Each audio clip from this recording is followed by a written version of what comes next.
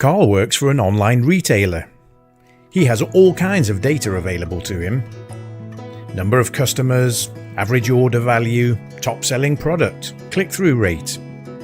He even knows the percentage split between male and female customers. The problem is that when his boss, Karen, tells him that they need to improve sales by 15% by the end of the year to compete with their nearest rival, none of this data tells him what he needs to do to get those extra sales.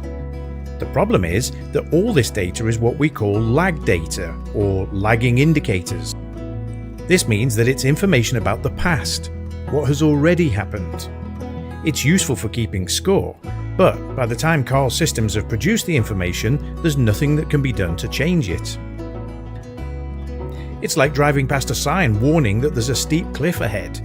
It explains what's happening, but it makes no difference to the outcome. Carl wants to do a good job and he wants to please Karen. But however many times she tells him that sales need to increase, he can't make that happen just by willpower alone. Fortunately for Carl, there's another kind of data that is much more useful to him.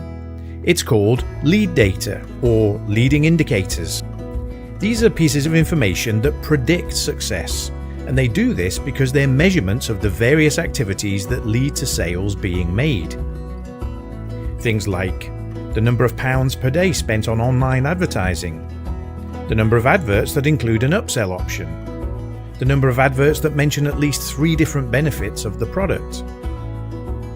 Carl knows that achieving a higher score on any of these metrics makes it more likely that sales will increase. He also knows that he and his colleague Tina, the advertising copywriter, can influence all 3 of these variables to some degree at least.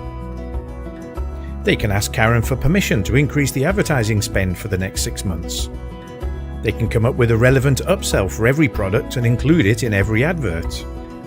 Tina can write a paragraph explaining at least 3 benefits of each product they sell and make sure it's included every time they write an advert for that product. Focusing on these powerful behaviors, we can call them predictive activities, and the leading indicators which measure those behaviors makes Carl and Tina feel more in charge of the results Karen wants from them. It also helps Karen relax because focusing on leading indicators rather than lag data generates more predictable and consistent results. So, lag data tells us about past performance. It's relatively easy to capture, but it's almost impossible to change once we have it. Lead data helps us predict future success because it measures the actions and behaviors that generate the results we want. It's relatively easy to influence, but can often be very hard to capture. If you'd like more information on how this approach can help your business, visit www.practicalize.com.